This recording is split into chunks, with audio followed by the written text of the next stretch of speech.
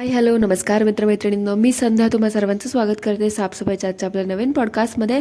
चला तर मग मंडळी, जास्त वेळ वाया न घालवता सुरुवात करूयात आजच्या आपल्या चर्चेला. तर मंडळी, थंबनेल आणि टायटल बघून तुम्हाला तर समजलंच असणार की आजची आपली चर्चा कोणावर होणार आहे.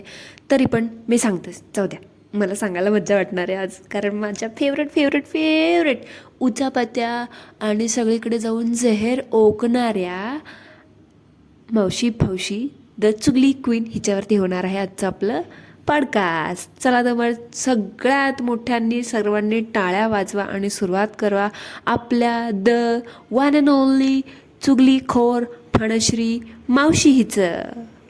काय बोलायचं ना ह्या बाईला, आता काय बोलायचं ना, म्हणजे मला काय कळतच नाही आहे, म्हणजे खरंच कळत नाही मंडळी. म्हणून तर 4 दिवस थोडी गप्प असते की नेमकं बोलावं तरी काय आणि काय काय बोलावं आणि किती किती बोलावं असं होतं. नुसतं म्हणजे कंटेंट दिला होता हिने, कंटेंट दिला होता हिने.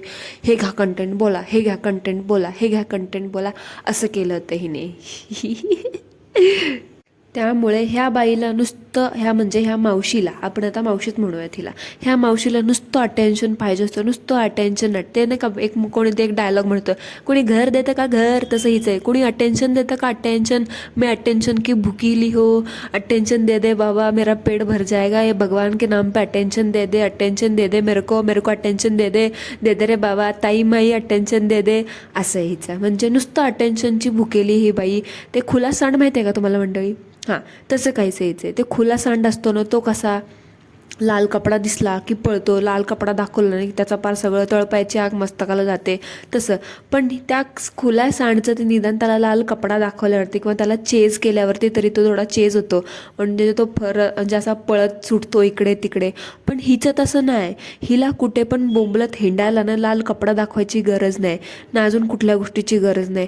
फक्त आपल्या पॉडकास्टमध्ये फणश्री क्वीन, द नागिन, द हौशी मावशी, उंदीर, घूस, द वासाडी नागिन असं म्हटलं की ही बाई चेज होते आणि लागली लगेच उचकते आणि येते बोंबलत वास काढत. आता तर बघा लगेचच येईल, कारण आज तर मी तिच्या सगळ्या पदव्यांची नावं घेतलेली आहेत. तर मला तर माहिती आहे आता 100% आज ती आपल्या इथे तिचं विष ओकायला, जहर घोलने को आ जाएगी, मतलब आ जाएगी. 100% मला माहिती, येणार म्हणजे येणार. पण मी तुला बाई आत्ताच सांगते आणि मंडळी तुम्हाला पण सांगते, ह्या बाईला मी काय एंटरटेन करणार नाही. त्यामुळं रिप्लायची अपेक्षा किंवा तुमची कॉमेंट मी पिन वगैरे करेल अशी अपेक्षा तर माझ्याकडून तुम्ही करूच नका. तर मंडळी, एवढंच मला फक्त तुम्हाला क्लिअरिफिकेशन द्यायचं होतं. नाहीतर काल तुम्ही बघितलं ना कसं वास काढत काढत, फणा काढत काढत पळत होती सगळ्यांच्या खाली विष ओकायला. नागिन कुठली इकडची कॉमेंट डिलीट करत नाही तोपर्यंत लगेच तिकडं कॉमेंट, तिकडची कॉमेंट डिलीट करत नाही लगेच तिकडंच जहर, उधर का जहर साफ नाही करते तब तक उधर जहर, असं काहीच होते. म्हणजे इकडे तिकडे एवढं हिला हिंडायला फिरायला बोंबलायला मजा वाटते ना, काय बघायचं कामच नाही. ह्याचं उदाहरण आपण तर आता काल अगदी स्पष्ट आपल्या उघड्या डोळ्यांनी बघितलंय. ही जेव्हा जेव्हा इकडे तिकडे कमेंट करत हिंडत असते ना, तेव्हा मला काल एक गाणं आठवलं. मी नागिन नागिन नागिन नागिन नागिन डान्स नचना. म्हणजे इकडची कमेंट डिलीट करत नाही तोपर्यंत लगेच तिकडे, म्हणजे नागिन कसं सळसळ सळसळ सळसळ करत फिरत असते तसं हिच आहे. तसंच एकतर हिला आमच्या इथे येऊ नको बोललं ना तरी बिचारी फणश्री येते, फणा काढत आणि बसते भांडत. 1 नंबरची भांडकुदळ नागिन आहे. कधी कधी ते नागिनची उपमा देणं सुद्धा कमी पडतं. ते नाग पण जरासा बसला ना, गप बसत असेल, त्याला पॅक करून टाकलं ना पिशवीमध्ये, बाटली बिटलीमध्ये किंवा त्याच्या बिळामध्ये सोडलं ना तर गप्प बसतं. पण ही वासाडी नागिन येते लगे बिळाच्या बाहेर आणि रात्री अपरात्रीच येते भांडकुदळ कुठली. 1 नंबरची जहरीली नागिन आहे. नागिन बोललं तेव्हा असं भसा भसा जहर कसं निघत असं तिच्या तोंडातून, तसं असतं हिचं. आणि इच्छाधारी म्हटलं ना तरी हरकत नाही. इच्छाधारी का, हिला पाहिजे तसं ही हिच्या मनाने वागते आणि त्यानंतर हिला क्रिटिसाइज केलं, हिला ट्रोल केलं, हिच्यावर रिॲक्शन दिलं, हिला बोललं तर हिला लगे राग येतो. म्हणूनच मी हिला इच्छाधारी नागिन नाव दिले. कसं वाटलं ना कॉमेंटमध्ये मला नक्की सांगा. म्हणजे ही बाई तर आहेच इच्छाधारी नागिन, हिच्यासारख्या अजून पण नागिनी आहेतच. काल तर बघितलं कशा आल्या होत्या आपल्या इथं नागिनी विष ओकायला, आणि त्या नागिनीने विष ओकून ओकून शेवटी त्यांचं खरं रूप काय ते दाखवलंच. आज सकाळी दिसलं मला त्यांचं ते खरं रूप, आणि ते खरं रूप काय ना मी या 2-4 दिवसात तुमच्यासमोर तर मांडणारच आहे. ही जसं विष ओकायला लागली ना, त्या पण तसंच विष ओकायला लागल्यात, की आजूबाजूचं वातावरण आहे ना ह्या बायकांनी अगदी असं विषारी करून टाकले. म्हणजे इकडं बघितलं जरी तोंड उचलून तरी विष आपल्या नाकातोंडात जाऊन तुमचा खात्मा होऊन जाईल, असं काहीसं झाले. मी हिला इच्छाधारी का म्हटलं तर बघा, ही बाई हिच्या इच्छेप्रमाणे हिला जसं पाहिजे ना तसं हिच्या इच्छेने ही काहीही दाखवू शकते कंटेंटच्या नावावरती, ते सगळं चालतं. मग त्या कंटेंटवरती as a public property, as a public content किंवा पब्लिक गोष्ट म्हणून त्याच्यावरती आम्ही रिॲक्शन दिलं. मी काय बोललो तर ह्यांना लगे मिरच्या लागतात. आता कुठे लागतात ते तुमचं तुम्ही बघून घ्या, मला विचारू नका. आणि ह्या नागिनींचे म्होरके असणारी फनी नागिन, द फणश्री, द नागिन क्वीन, हिला तर लय लागतात. इच्छाधारी नागिन आहे एक नंबरची, म्हणून तर सारखे पांढरे कपडे घालत असते. हिने स्वतः काल ते कुबूल केलंय. जोक मंडळी, जोक हसा.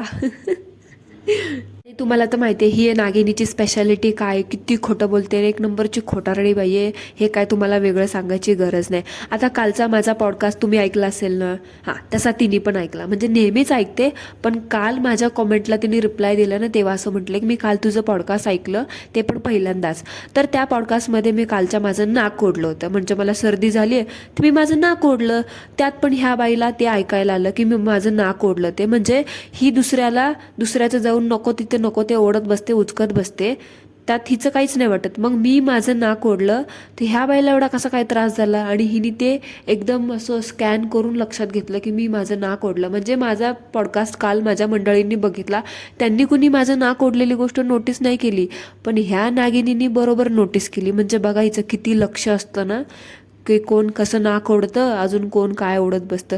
पण बाई तुझं बरं आहे का, तुझं बरं माझ्या नाक ओढण्याकरत लक्ष दिलं. म्हणजे बोलायचं फक्त की मी तुझे पॉडकास्ट ऐकत नाही, काल मी पहिल्यांदाच तुझा पॉडकास्ट ऐकला, आणि लोकांना कॉमेंटमध्ये सांगते की हे मात्र वेगळंच पात्र आहे वगैरे वगैरे. आज पहिल्यांदाच मी तुझा पॉडकास्ट ऐकला पण स्कॅन मात्र करून घेतला असेल 4-5 असिस्टंट लावून. आली मोठी शहाणी म्हणे मी तुझं पॉडकास्ट ऐकत नाही. ऐकत तर सगळे असते, सगळ्यांकडे पारीचं एकदम बारीक काटेकोरपणे लक्ष असतं, सगळं करायचं आणि वरतून म्हणायचं की नाही मी नाही तुमचं ऐकत, मी नाही तुमचं असं करत, मला वेळच नसतो तेवढा, निगेटिव्हिटीकडे माझ्याकडे लक्ष द्यायला मला एवढा वेळच नसतो. असिस्टंट कशाला ठेवलाय ग मग? हे दुसरं कोण नाक ओढतं का अजून कोण काय ओढतं हे बघायला ना. तुझ्या असिस्टंटला किंवा त्याला कुणाला जे कोणी असेल का तूच आहेस का काय माहिती, का तुझा तो शॅमेजर फुमेजर त्याला बरं कर ग मी माझं नाक ओढलं ते. तुझं एवढं मात्र लक्ष असतं ना माझ्या नाक ओढण्याकडे, का तू काय कधी ओढत नाही का ग नाक? हां आली मोठी शहाणी म्हणे मी नाक ओढते. मी माझं नाक ओढू दे ना, काय पण करू, तुला काय करायचंय, तुला नाही आवडलं ना तर नको बघत जाऊ, कळलं ना. आली मोठी शहाणी, नाक ओढते पण. म्हणजे ह्या बाईचं असं झालं, ही बाई म्हणजे कंटेंटच्या नावावरती सोशल मीडियावरती काहीही दाखवू शकते, काहीही करू शकते. मग मी माझं स्वतःचं नाक पण ओढू शकत नाही का माझ्या कंटेंटमध्ये? हे बरं हिचं म्हणजे स्वतःचं म्हणजे बाबा आणि लोकांचं म्हणजे कार्ट. तू कधी ओढलं नाहीस का ग नाक? नसेल ओढलं ना तर माझं ऐक परत एकदा जाऊन आणि प्रॅक्टिस कर नाक कसं ओढायचं ते, कळलं का. आली मोठी, कारण आजकाल तुझ्याकडे कंटेंट पण काय नाही ना, मग तेवढंच तुला कंटेंट होईल की बघा मंडळी मी नाक कसं ओढते. तेवढं टायटल दे म्हणजे लोक येतील बघायला. नाक चला आपल्या फणश्री मावशी नाक कसं ओढतायत ते आपल्याला इन्फ्लुएन्स करतायत, आपण आता त्यांच्याकडून ते शिकूयात. ठीक आहे, कंटेंट आयडिया चांगली दिली आहे, जरा फॉलो करायचं बघा. आणि मंडळी ह्या नागिनीला एवढं पळवून लावायचं ना, मला एक आता उपाय सापडलाय. म्हणजे मी आता तो उपाय म्हणजे मी स्वतः तो ट्राय केलेला आहे आणि ती स्वतः कबूल केलं. कालच्या पॉडकास्टमध्ये मी माझं नाक ओढलं होतं ना, तिला ते आवडलं ना. ती काय बोलली, तू मध्येच नाक ओढलंस म्हणून मी काय तो पॉडकास्ट पुढे बघायचा कंटिन्यू नाही केला, मी तो अर्ध्यातच सोडून दिला. तर बघा मंडळी, ट्राय अँड टेस्टेड उपाय आहे.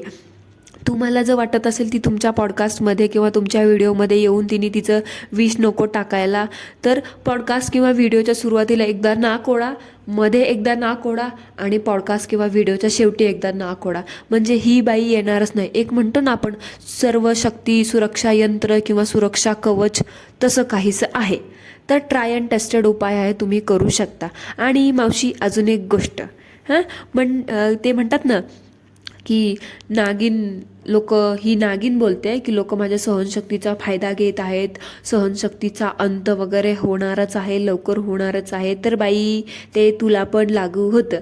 तू सुद्धा आमच्या सहनशक्तीचा आणि आमच्या मंडळीच्या सहनशक्तीचा अंत बघत आहेस, कळलं का? सो तुला जर ह्या सगळ्या झमेल्यात अडकायचं नसेल ना, तर आमची सहनशक्तीचा अंत बघू नकोस, कळलं? तुझ्याकडे अजूनही वेळ आहे, वेळ गेलेली नाही. सो सुधरा लवकर.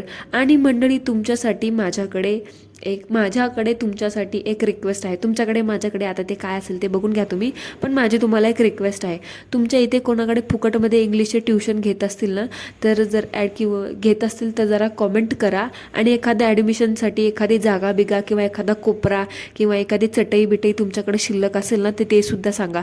कारण आहे ना, आपली नागिन क्वीन आहे ना, तिचं ॲडमिशन करायचं आहे आपल्या इंग्लिश क्लासेसमध्ये. कारण हिचं आहे ना, नाचता येणं अंगण वाकडं असं झालं. ज्या विषयावरती ही बाई एवढी बडबड करते, एवढं सगळीकडे ज्ञान पाजळत हिंडते, हिच्या सहनशक्तीचा अंत होतोय, पण तिला त्या गोष्टीचं स्पेलिंगच लिहिता येत नाही. त्या शब्दामधला 1-2 एन आहे ना, एन अल्फाबेट, हिनी तर ते खाऊनच टाकलं. आणि म्हणतो कसं घाईमध्ये माझं स्पेलिंग मिस्टेक होतं. तर मावशी, जरा धीराने दामाने घ्या, एवढी घाई करू नका.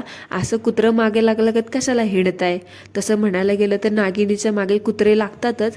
ते कसं, नागिन एखादं नाक सळसळ करत पडतो तेव्हा भुकतातच ना, तसं काहीतरी असू शकतं. मग आता ते कुत्रं मागं लागणं साहजिक आहे, ते लागू शकतं, पण हरकत नाही. तर मंडळी, तुमच्याकडे इंग्लिशचं फुकटमध्ये ट्युशन असेल किंवा एखादा कोपरा बिपरा शिल्लक असेल जिथं अडगळीचं सामान तुम्ही ठेवता, तिथं पण ही बाई बसून इंग्लिशचे क्लासेस घेईल असं मला कॉन्फिडन्स आहे. तर असेल तर कॉमेंटमध्ये मला नक्की सांगा, कारण लय गरज आहे सध्या. कारण ही बाई जाते लोकांच्या शाळेमध्ये ट्युशन घ्यायला, क्लासेस घ्यायला आणि शिक्षिकेचे अनुभव द्यायला.